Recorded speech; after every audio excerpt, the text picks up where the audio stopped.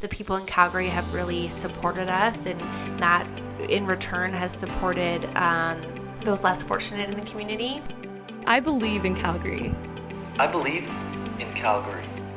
I believe in Calgary. I believe in Calgary.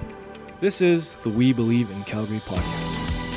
We're here to give voice to the Zane Novak 2021 Mayoral Campaign by speaking to community leaders, local entrepreneurs, and civic visionaries about the issues and innovative ideas that affect Calgarians. Join us every second Wednesday leading up to the municipal election on October 18th. Rayna Oryniak, thank you so much for joining us today on the podcast. Thanks for having me. Yeah, it's great to have you in the studio, and we have Zane Novak here joining us as well. Thank you. I always love being part of this process. It's a great way to meet incredible Calgarians and Canadians. Good to have people in the same room again and be able to see people's faces. We will start the podcast as we always do with a very simple question, and that is, what is your Calgary story? Yeah, so I am born and raised in Calgary. I'm 33, so I've been around for a little bit. And I have 3 siblings, so I have a twin sister and 2 older brothers. And growing up, we lived in the southeast, and we were kind of just middle class, I would say. And my parents were never in energy, so I didn't really see like the energy industry through my parents at all. But yeah, I went through school here. I graduated from Central Memorial, and I went there because they had a performing arts program. Okay. So I wanted to be an actress. But that didn't pan out for me. But I still went there. I did the performing arts program. And then from there, I actually went to U of Vic to do my university career. And I spent a year in Victoria, and I loved it. It's a beautiful city, beautiful island. But I struggled because I had to keep coming back for holidays and stuff, and I paid my own way through school, so it was just a lot for a full-time student at my age. So I ended up transferring back I transferred to the University of Calgary, so I moved back home, and then I finished my degree, which was in international relations, and I minored in business from U of C. Okay. Yeah, we don't get a lot of born and bred Calgarians on the podcast, so that's exciting. And yeah, the reason it's interesting to me, at least, not being from Calgary, and obviously this podcast is very Calgary focused. We would love to hear just your general perspective on how Calgary has changed and adapted throughout the years, having spent 33 years for the most part in the Calgary area.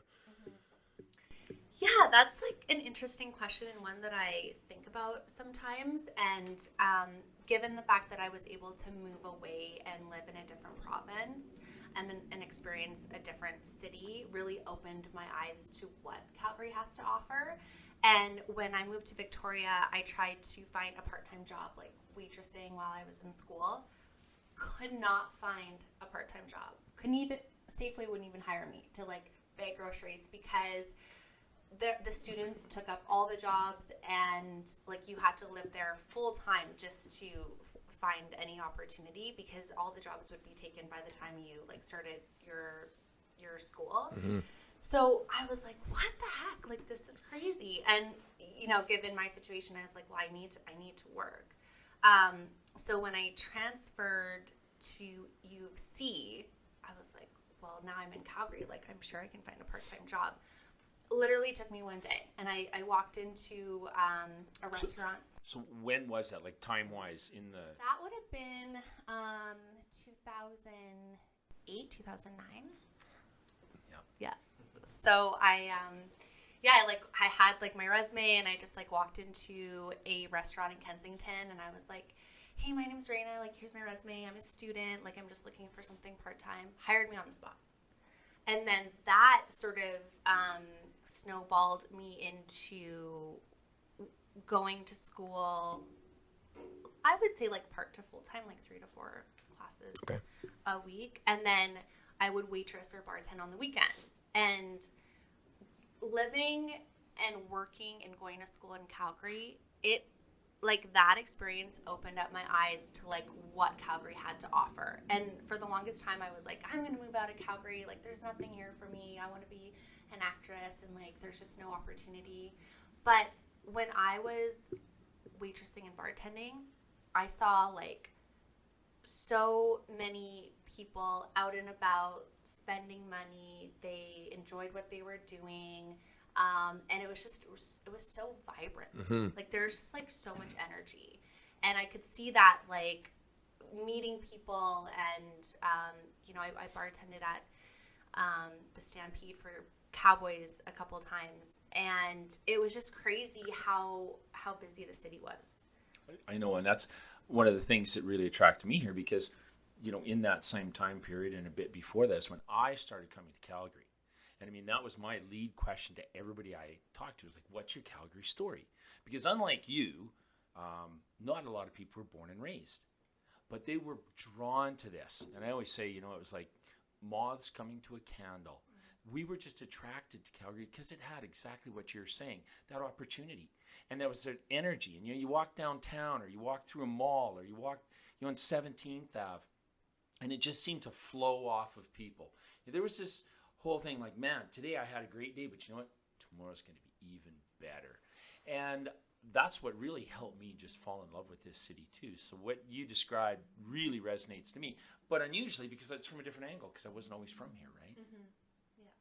Yeah, and the word vibrant has come up multiple times, and the word energy, I guess, in being used in more ways than one in today's episode, has come up quite a bit as well.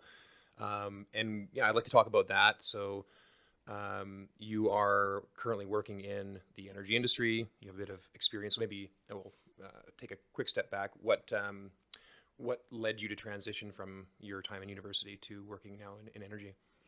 Yeah, so I was waitressing in a restaurant, and I was just wrapping up like a couple courses. I think I had one finance course left, and I thought that I would somehow land into energy, but I wasn't sure like in what capacity or what I would be good at, because my degree wasn't technical. Like I didn't have an engineering background or anything like that. It was international relations, so politics and just the world and globalization, and but I still studied energy a little bit. Actually, in Latin America, I studied Venezuela and not the privatization, but when the government, they nationalized the energy business there, and it just like tanked. Like it was disastrous. And I always, when I was studying that and I wrote a paper on it, I was like, how could a country with so much abundance in natural resources and have a large, reserve of oil, how could a country like that go broke? And it's because you mismanage your resource, right? And you don't empower your people or give your people opportunities, and you don't have a market where there's businesses can compete and create those jobs. And I was always like, that's so strange that could happen to a country like that.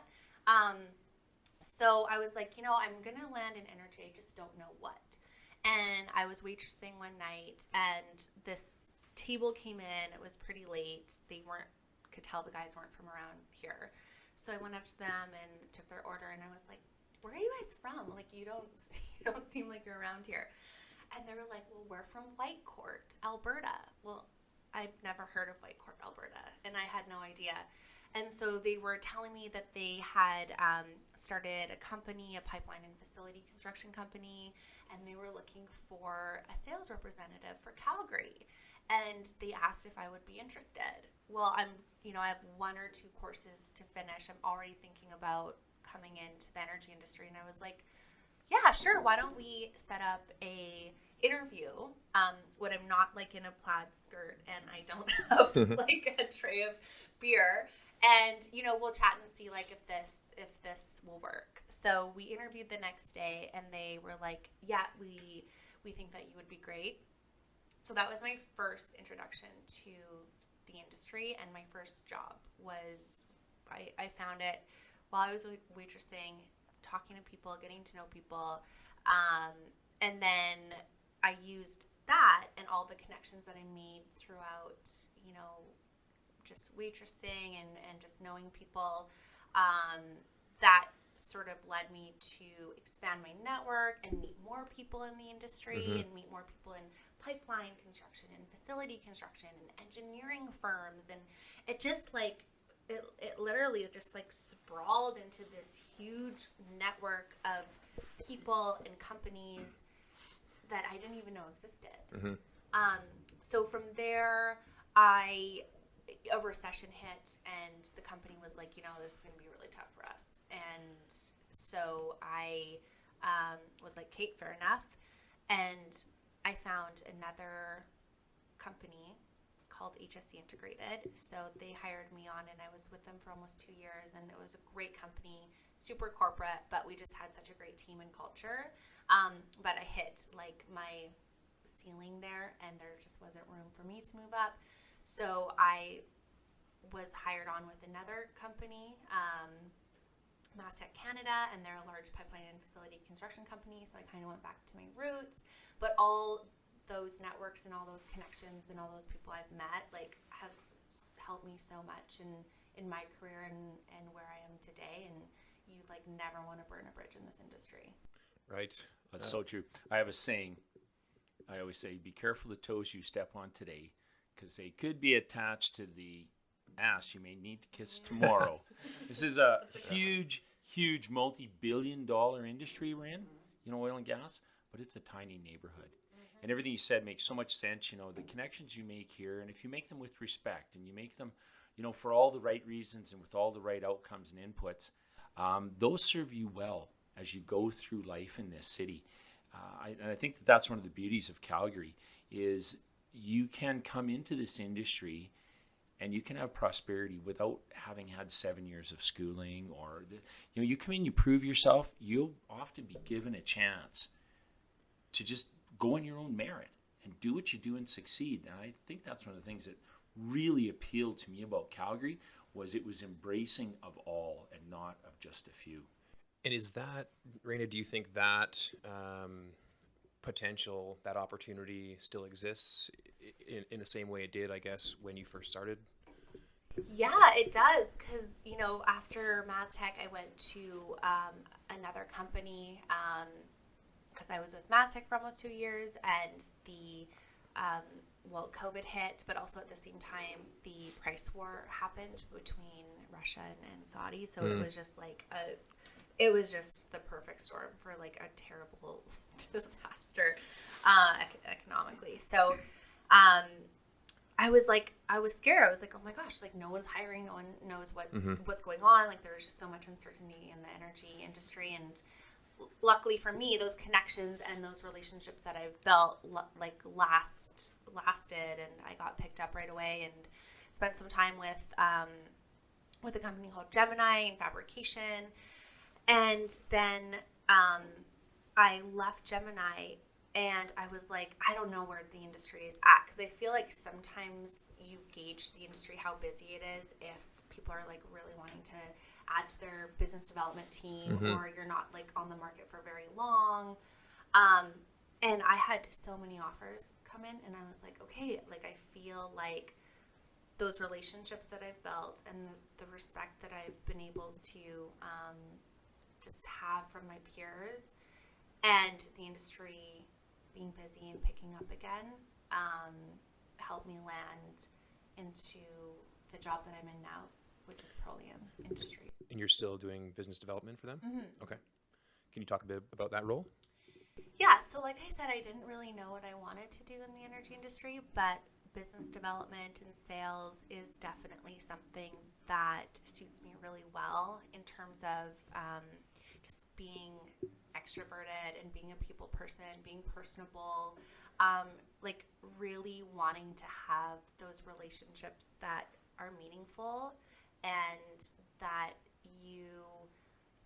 I'm not just here to sell you something. I'm here to listen to you and solve a problem that you have. And it means a lot to me that you would give me an opportunity to be able to service you and your needs. So I feel like business development is so much more than like a sales role. You're really the face of the company, and you're really, your reputation is on the line when you're client facing and you're dealing with, some of the major oil and gas companies out there. I agree with you totally. And I think that, some people in sales, oil and gas is a little bit different. I think it's really relationship. It's rarely a sale on the first call. If it is, it's almost a fluke. It's just because of an act of desperation, somebody needs something. But I found, because I've had similar roles to you in this industry, and it's really relationship based. It's how you treat people. It's the respect you give them. It's the respect you earn. It's the trust in the word. And that is not easy to come by. It's not easy to earn. But once you do, you're right. And so I think that was one of the things that I really liked about working downtown Calgary is that deep relationship. I mean, I know from my personality, I couldn't do retail sales. I couldn't do I'm going to sell you a mattress or a fridge and maybe not see you as a customer for another 10 years. I love being able to have the relationship. And what I found out of working downtown Calgary is where I actually forged many of my very best friendships. My longest and closest friends, pretty much top to bottom, men to women, are people I've met through doing business development in the downtown core of Calgary. I've met just some of the most amazing people ever, and I have very few mentors in my life, but the ones that I do have that I would consider to be mentors are people from this industry who took an interest in me. Yeah, I completely agree with that. So I would be interested to know your thoughts as to the future of the hydrocarbon economy in Alberta. You mentioned there's always the potential for energy abundant nations or provinces in this case. You mentioned Venezuela as an example, and hopefully we don't go down too far in that direction. But in terms of Keystone XL, these what I would argue are missed opportunities for Alberta and for Canada. So yeah, what do you see the future of energy in Alberta look like? Do you have hope, and what do you think it'll look like going forward? Yeah, so given I'm 5+ years in this industry, I haven't seen a lot like some people have and been through a lot of the ups and downs, but I feel like I've seen enough where I'm like, at one point I was not hopeful, and I was really just concerned about how we would continue to be a leader in the industry. And you say like those Keystone XL, Northern Gateway, missed opportunities, but I almost see them as a redirect. Like, okay, we couldn't build these pipelines, but what else can we do to get our resources out of the ground, but also in a way where we're supporting the world, like in the most ethical way, in the most environmentally sustainable way. And so with like the hydrogen economy coming up, and with some of these petrochemical plants being announced, obviously LNG Canada, it's almost like a redirect. And I know, Zane, I'm sure you would agree, like Albertans are just so entrepreneurial and will like always find a way. Yes. To interrupt you again, I'm great at that. Simon just rolls his eyes. He works with me. I always say, back in the day, there was that saying about the Alberta Advantage. And it's true, a lot of people came to this province because there was an advantage of being here, whether it was great jobs, all this. But I always said that Alberta Advantage was really created out of the Alberta solution, which goes exactly to what you said. We're entrepreneurial people, creative, innovative, inventive people. And when we have roadblocks, when we have projects that don't go right, we create our own solutions. And it's those solutions that have always given us the Alberta Advantage.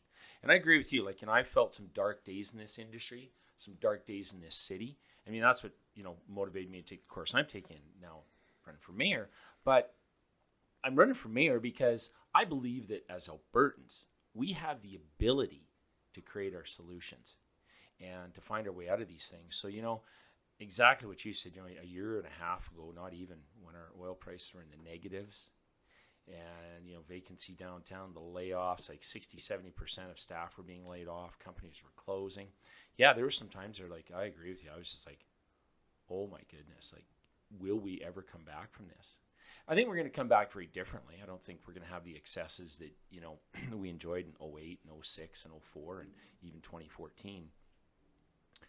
But I think it's unrealistic for people to think that our oil and gas industry here in Alberta will not for decades continue to be a major economic driver of this entire country. Yeah, I agree. And also, like, the environment is shifting. So we're seeing a lot of companies engage with Indigenous communities, and we're seeing lots of projects go ahead because we have that Indigenous trust and partnership, and also workforce. And I don't think we really saw that, 10 years ago. But now we recognize how important it is to share the wealth that these resources create, but build on those relationships that, are built on trust and transparency. And like you said, you say what you're going to do. And I feel like our Indigenous partners and communities and leaders are really believing that now, and they're wanting to participate to help their own future and be, be in control of their own destiny. And so I feel like that's really helping the narrative as well when it comes to our industry and our resource development. Absolutely, and it is necessary to get a lot of these projects moving forward, establishing that trust in that relationship. Mm-hmm. So. You're also involved in the Calgary Women in Energy Association. I believe you're the president. Is that right? Yes. Awesome. Yeah, let's talk about that. From what I understand, there's an educational component, mentorship, resources for women in the energy sector. Can you talk about the organization and also, I guess, your role in is it CWIE? Yeah, CWIE. Okay. Yeah, I'd love to. So I got involved with Calgary Women in Energy when I first started in the energy industry. Like I said, I was, just coming out of university. I had been waitressing. I just landed this job because I served the right table. And I was like, okay, like, I don't know anyone in this industry. I don't even know, like, what engineering companies I need to call on. Like, I was just so, like, over my head.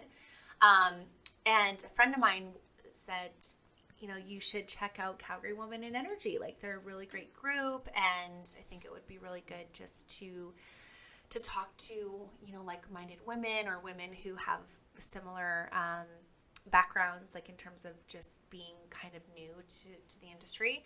So I joined the group, and I made it my mission to, like, attend every event, meet everyone I could, and just really give it 100%. And 5 years later, I'm the president now, which I never thought would happen. But I think that over those 5 years, again, like, I really cultivated such great relationships. But I also just believe so much in what Calgary Women in Energy does and how they support women in the industry. And it's just something that is really near and dear to my heart.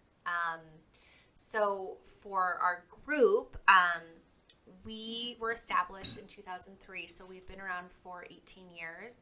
And there were 6 women who founded the group. And at the time, they were in sales or service roles in energy. And they were like, we need a group. Like, this is a male dominated industry. It's kind of hard being a woman out here. So they established this group, and it was very brownfield, like there, or grassroots, I should say, where they didn't really have anything set up. Like, we were a non-for-profit, but they kind of just set everything up from scratch. And they thought it was important to have a technical component so that women in the industry could learn more of the technical parts of the industry. So engineering or drilling, or how a midstream company operates, what some service companies do, rigging, mud. I mean, there's like the list goes on. There's so much to learn. But yeah, they thought it was important to, bring that education to the group. And then also networking. So networking was a huge component of CWIE. So we had these dedicated mix and minglers, so anyone from the industry could come in and mix and mingle. And then we also have our volunteering. So we as a group have volunteered at various organizations within the city, and we're a non-for-profit. So any money we raise through our initiatives and most importantly our annual charity golf tournament goes to support a local charity that our membership votes on. Okay. So all those things just resonate with me, and it's something that I'm very proud to be a part of. Yeah, well, it sounds like it's the organization is having a lot of success, and you're growing along with it. Yeah. So can you talk a little bit more about your role now? I guess as the president, sounds like a lot of responsibility. Do you find that's a lot to balance with your professional role as well? I find that if you love to do something, it's not work. So I love the group, and I had to work my way up in the group. So I was a member for a couple years, and then I got voted in to be the director of membership. So in that role, I met with every prospective member who was interested in joining the group. And then from there, I became the president. So it was good because I kind of wore a few hats, and I got to experience a few different roles in the organization. Yeah. So being the president, I mean, there's not a lot of work I need to do. It's mostly like delegating and just making sure that the other boards or the directors on the board are supported and they have what they need. I feel like sometimes I create a lot of work for people because I come in and I'm like, I got 10 ideas, and how do we manage this, or how do we put this to action?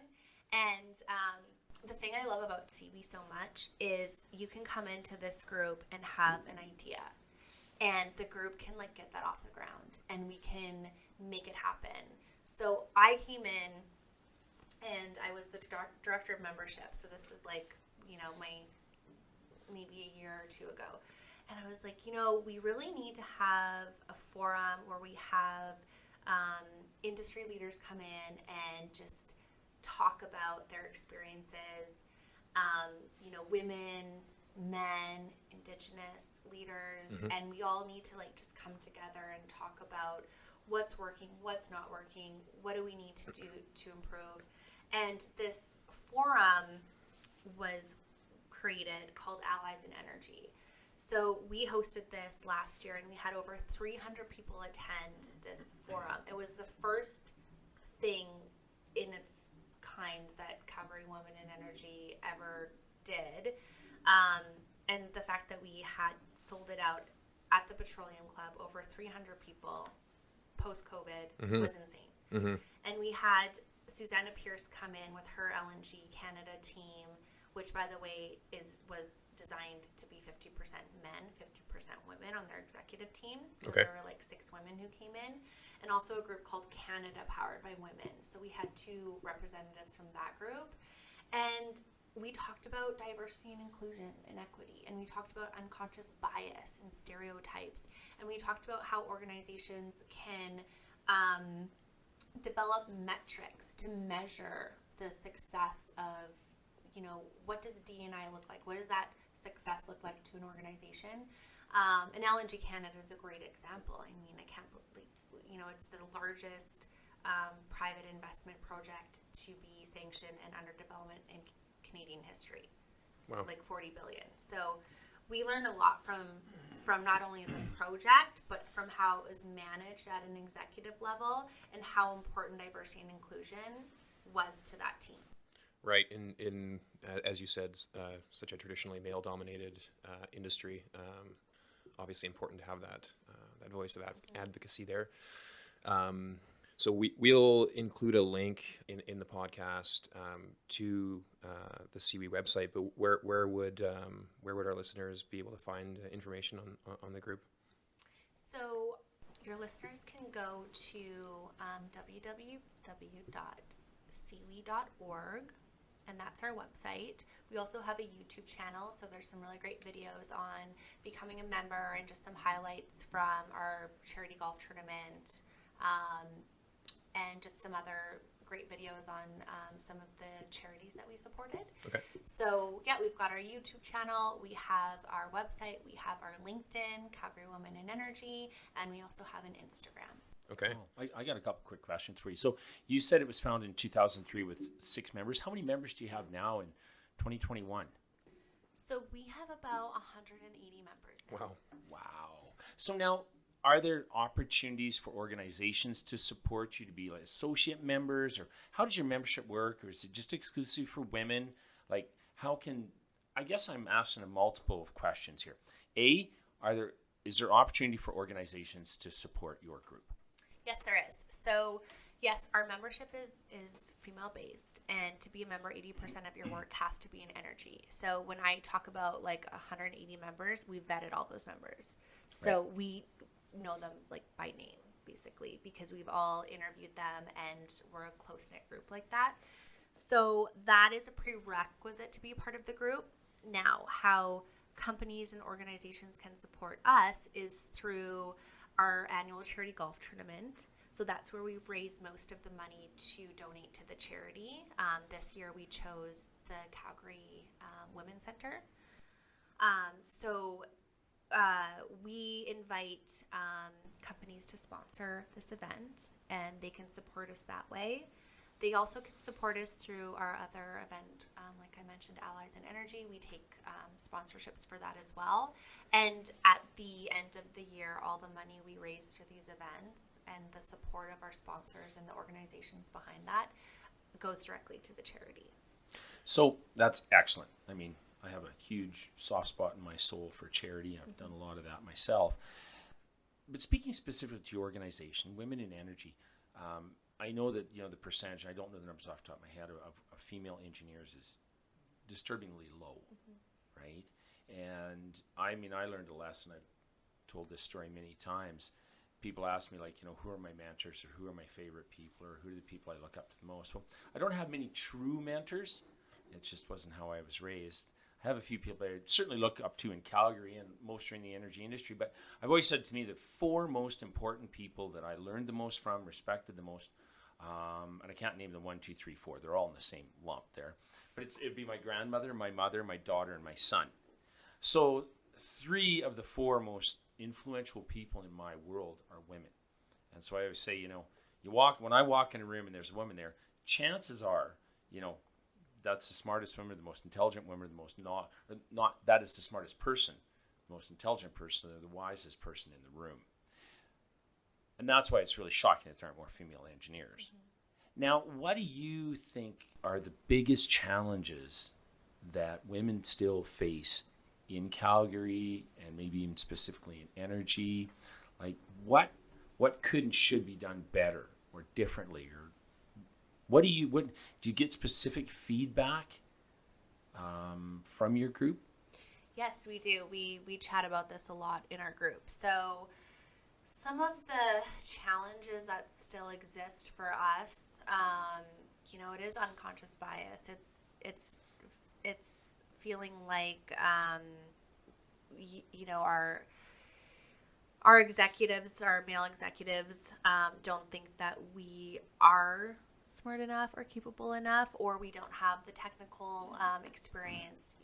I've met some wonderful clients of mine who, they started on the rigs and they worked their way up to superintendents, to supervisors, to project managers, and now they're, a CEO of a company. We didn't have those opportunities when we were women. I wasn't graduating high school at 18 and being like, I'm going to go work on the rigs. Right. That wasn't an option for us. So I feel like that has been challenging, just that, and it's just the culture at the time. Right. And that's something I've heard, and obviously I can't speak to that through my own personal experience, but and maybe unconscious bias is a good way of describing that. And certain industries are more guilty of it than others. Now I feel like the field has become more acceptable. We're not there I think that the field, women still probably feel a little bit intimidated or they don't feel safe. I've never, spent months in a camp situation. Right. But that's just some of the things that have been brought up. And also maternity leave. So when a woman takes time off, for a year to go have a baby, and just recently one of our members reached out to me and she's like, hey, do you have time to grab a coffee and chat, because I went on maternity leave and now my job doesn't exist. So like there's not a role for me to come back to. And she just wanted to basically just vent it out with me. And that still happens. Mm-hmm. And so, with COVID and coming back to the workplace, it's going to be really interesting to see how these dynamics play out now. Right. And I've seen that firsthand too, not myself, but one of my best friends is in CWIE, Grace Corey. Oh, and yes. I mean, she's one of our directors. Yeah, Grace is just an absolute human dynamo, just works with Sky Eye and the Karen Controls, and we've been best friends for many years. And she had little Grace a couple of years ago. And so, yeah, she took time off from work. And even though she is one of the most driven, accomplished individuals in marketing and sales and business development in oil and gas, and the company she works for, I know them well. They're just, I have nothing but great things to say about them. She had that terror. She had that terror in taking off time. Would her job be there? Like, how would her customers tolerate her taking off time? Maternity leave with little baby Lucy and all that. So I, vicariously through her, saw that. Well, of course, her job is there because Rich and Alan are just amazing people that she works for. And they love her and appreciate her and respect her. And she does such a good job. She's more than earned her keep. And yeah, she's very successful and continued on and is dynamic. But I totally saw, what mental state it put her in. And if that can happen to Grace, who I think is one of the strongest, most adept and able people you could possibly meet, I can only imagine, the impact it has on everyone in that genre. So it's sad to see. And, being a male on the other side of the table, I'd like to think we're all on the same side of the table, but you're right. In this industry, there are often sides to the table. Mm-hmm. And oftentimes, I myself have witnessed it firsthand.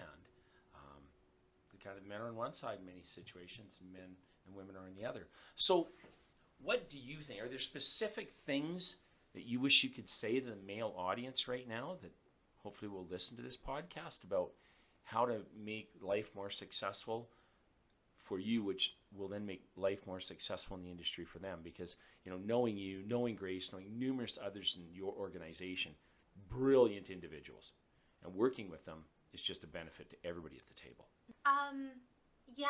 I've had some of my own experiences with some male executives, ones that I've had to report into, and I don't know if it's an ego thing or if it's a power thing, but these personalities didn't, they couldn't feel, or how should I put this? They didn't want to feel threatened. So as soon as they felt threatened, or as soon as they felt like you were maybe outperforming or you weren't performing well in their minds, without having a constructive conversation, it was just like, no, like, this isn't going to work. Dismissive. Very, very. So, and we're all human. Like, we're not perfect. Like, we all have different personalities. We all have to get along in the workplace. So I think just based on my experiences that I can speak to and some of the experiences that I've heard from the members, what would help and how males could really step up and be our allies is if you have someone under you, mentor them, like champion them. If they need a little more knowledge in this area, like support them, and because it's a mutually beneficial relationship. Like, you can learn just as much from a female in the energy industry as you can from a male in the industry. And what I found too is, like, historically males would just hire people that like looked like them and agreed with them, so that they were like this group think, and so no one would defy them or maybe like Challenge them in any way. Challenge them, challenge their ideas, or maybe offer a different perspective, or kind of, you know, talk through another way to do something. It was just like, no, we all look the same, we all think the same, like, this is what we're going to do. Well, that creates a really, just, not that it creates a toxic environment, but when we talk about diversity, it's a better business case when you have diverse perspectives. Oh, absolutely. Yeah, no, a diversity of opinions and perspectives. Yeah, 100%. Cultures, backgrounds, experiences, levels of... This brings a wealth of knowledge. Totally. So I think that the industry and the male specifically are starting to see that, and they're starting to champion some of those programs internally. But there's always going to be a couple of those like cowboys out there, right? Who want to just do their thing the old way, how they've always done it. And to that, sure. But I feel like this is a really important transition right now. And I really think Canada is going to lead it. And I'm still really happy to be a part of this industry, because although I see some of the bad stuff that happens, I also see how much opportunity there is for women to progress, because I see like Susanna Pierce, president of Shell Canada, like what a great role model for us, and just what a great example to other people in the industry. Like, it's possible to include diversity and inclusion initiatives within your organization and partner with Indigenous communities and be really successful. Yeah, you know, in the same vein as we were talking about earlier, just Calgary as a whole, Alberta as a whole, revitalizing, and you know, yeah, I think bringing in these ideas of diversity and equity and inclusion are really an integral part of that, and just changing the way we look at what the energy sector looks like. Yeah, totally. You know, you mentioned something earlier, it's a bit off topic, but about what you do with your group. And that was like getting in speakers, talk about drilling processes, facilities, you know, talk about mud, talk about chemicals, talk about these things.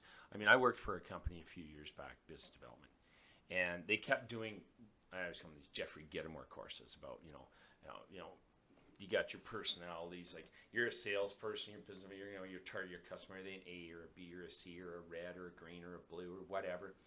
And I was just like, man, I don't want that.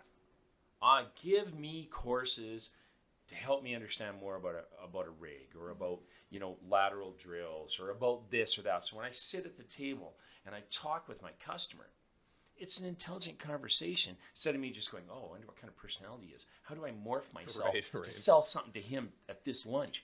So that your group, you know, doing that, engaging those speakers, getting the technical information, you know, I just cannot tell you how happy I am to hear that you're taking that direction. That is so important. When you sit at a table, you now have a seat at the table, and you have an intelligent, informed voice in the conversation, and no one can deny that. That is empowering your group, and I tell you, I endorse that 1,000%. I think that is just, you know, so important to do, and I'm so happy that, and I hope that the industry supports you. I hope that you have no trouble getting speakers to come in and talk to your group and help with that learning curve and those technical sides of the industry, because, man, that is the knowledge is the best key you can have. Yeah. Oh, no, we've had some great speakers. Like, we've had Chris Lubecki come in and speak. We had Pierre Poilievre from the CPC. From the Conservative Party come in. And, yeah, and we invite male speakers, female speakers. Like, we definitely invite anyone and everyone to come and speak to our group. But I will go back on what you said, where you are, you know, you're in this sales position with this company, and they wanted to find out if you were like a dove or an eagle or a farmer or a hunter, whatever those things are, right? Your personality assessment test. And it's like, that's the other thing I find companies miss when they onboard whomever they onboard. If it's sales, if it's technical, if it's operations, who cares? But to have like you know, a really good onboarding plan for your employees. Like, this is what we do. This is our service. This is how we solve problems. And, you know, a 2-week course on just what the company does. This is the work culture. So Absolutely, important. right? So that everyone is on the same page. And I can't even count how many times I've heard, oh, well, you're just a pretty girl, so go sell. Like, oh, you'll open doors. Like, you know, and now people are starting to realize, no, like, that doesn't work anymore. Maybe it did. But to really invest in your employees, like, right from the get-go is what I found missing from. You have nailed it, Rayna. That is, I've owned my own companies, I've worked for other companies. That onboarding process is the make or break more than anything. And I've known companies who do it really well, and I knew companies who don't do it well, and you can just see the matrix of success or failure, and that is one of the key things. Yeah. And that mentorship thing, like you've mentioned it a few times, and I think that mentorship thing cannot be overstated. And that's a two-way street. And I think that, you know, the responsibility comes to those who've been in the industry longer, the ones who have the experience, have the years. And I have seen so many, like you mentioned earlier, who feel threatened, feel challenged, whatever, and they won't step up to the plate and mentor. You know, and it's so disappointing to see, because that bit of mentorship is just a whole life quality thing for everybody who's in that operation. And I just finished like an ESG module online, and they gave a stat where the millennials are the biggest group of, like, the biggest demographic, and they also are the ones that are really pushing for like this ESG, which is important, and it's really evolved over time from like corporate responsibility to now ESG. But they said that millennials are the biggest group of people and the most diverse demographic who really, this is really important to them. And then the Gen Z, it's already important to them. They grew up, with knowing that was a with major that mindset, factor. and now they're going to demand that from their employees. Whereas millennials are now, we're like, hey, this is important. Like, how are we going to, initiate this? How are we going to put this into action? So when the Gen Zs come up, they're going to be like, okay, I'm not going to work for you if you're not, a corporate, social, responsible organization. Yeah, give some hope for the future. Before we change gears, is there anything else you want to talk about relating to CWIE?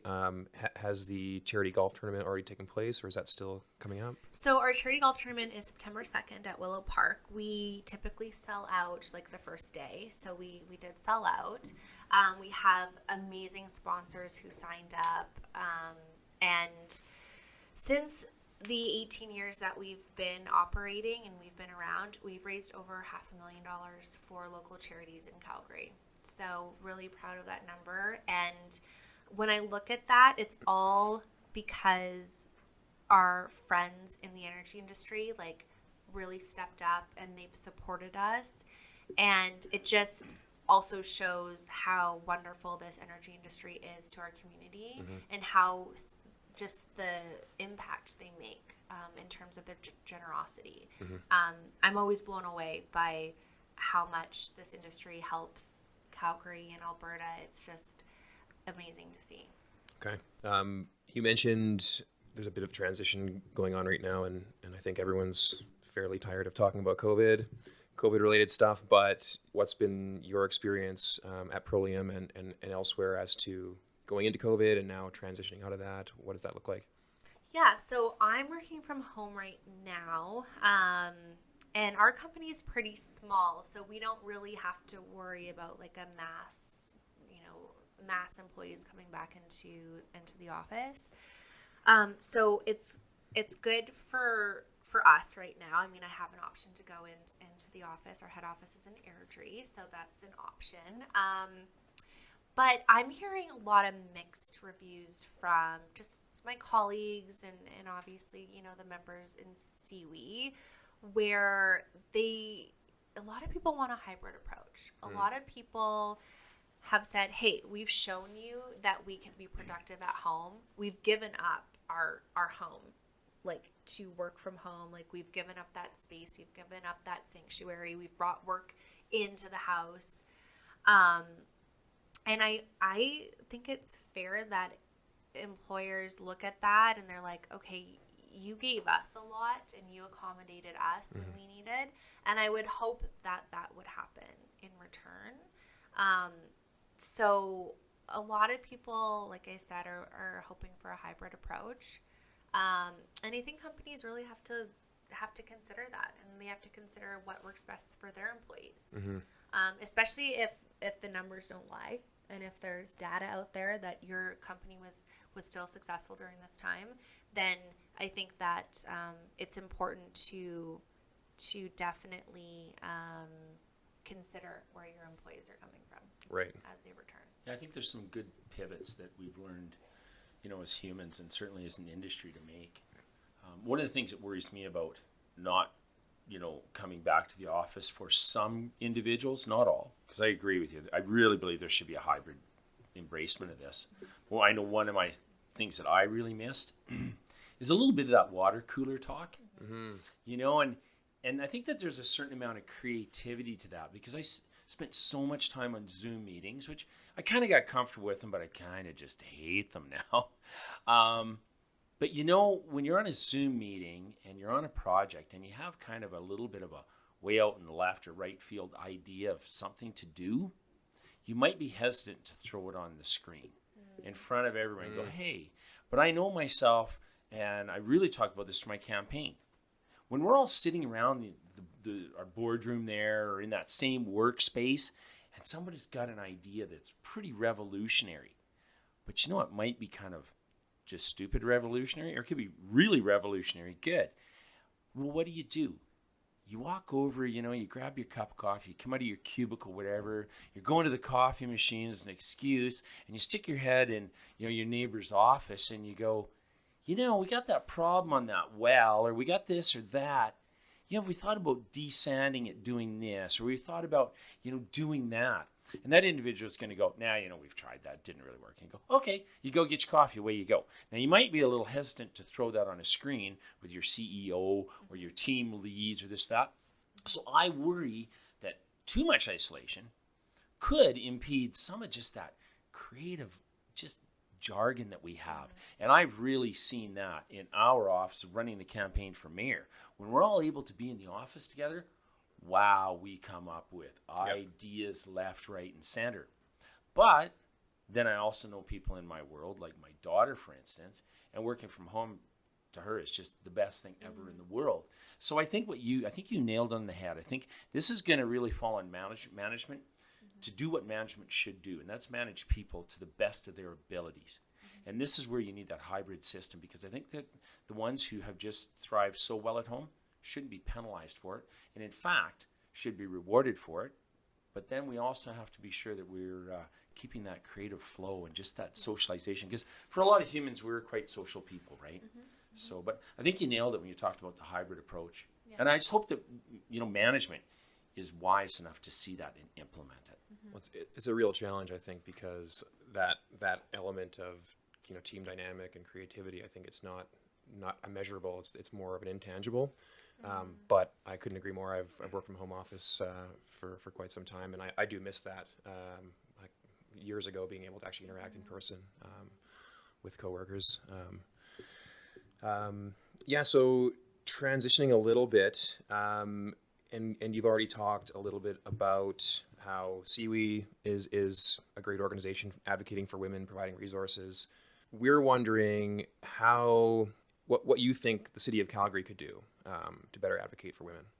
Oh, well, yeah, that's a good one. I think that Calgary does a pretty good job of bringing opportunities in. I wish that they did more for the energy industry. I wish that they recognized more that there's so much opportunity for women to really take a lead in this industry, but seems to be stifled sometimes, and it's challenging.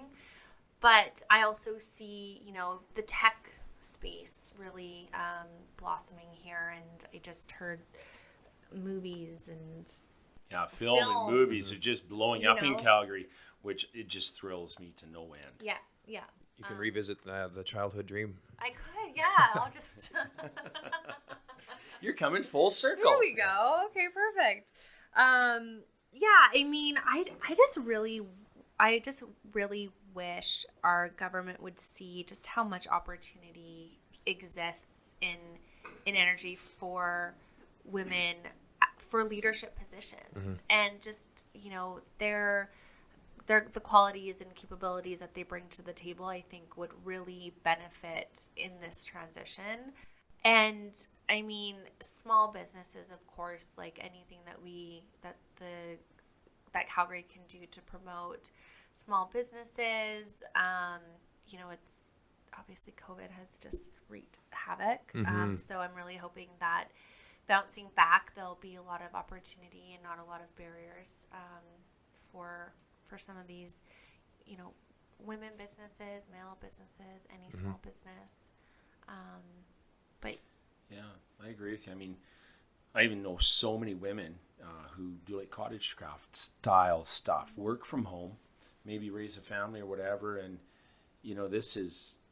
I think this city could do more to appreciate that and champion for it and make it, I've had friends that have said, why doesn't the city of Calgary do things that, create a network to showcase all these small enterprises that don't have the resources, don't have the money or whatever to run, major web pages or this or that. You're trying to do your small business, and now all of a sudden you also have to do your electronic invoicing. You've got to do your this, and you got to run your online ordering system, and you got to run your website and that. So I think that there are areas that Calgary could do a lot better for small business. And I think that Calgary City Hall, city administration has just really never, ever championed for oil and gas. Men, women, or anything in oil and gas, they've just always expected oil and gas to pay the bills and shut up and stay in their corner. And I think that that's a missed opportunity for this city in general, and specifically, I think that this city should be recognizing not only oil and gas, but the leaders in it. And that comes to recognizing women. And I think that would also change the narrative and encourage more women to enter it, to see that this is a career where they could have success, self-fulfillment, and prosperity. yeah, no, I agree. Okay, so we are going to end the podcast here with the question, why do you believe in Calgary, Rayna? Well, like I said, I feel like the time that I've spent here and working here and going to university here, I really think that Calgary, it surprised me, honestly. Like, Calgary at the end of the day surprised me, and in the most best way possible. So for me, I believe in Calgary because it's given me so much opportunity in my career. It's given me an organization that I can help lead and give back to the community, but also Calgary's given that to me as well, and to the Calgary Women in Energy group. It's really, the people in Calgary have really supported us, and that in return has supported those less fortunate in the community. And I think that we're on a good path forward. I know that there has been kinks in the road and some hiccups, but I think that with the Calgary spirit that we have, and just finding ways to solve problems and creating our own opportunity, I'm really excited to see what Calgary can accomplish. And I think that this is just a really great city, a city that comes together when people are in need, like always. And I just feel like that's just a special thing to have. And I don't know if many cities can offer that sort of close-knit community, everyone has everyone's back kind of feel. So that's why I believe in Calgary. Great answer. Rayna, thanks again for joining us today. Well, thanks for having me.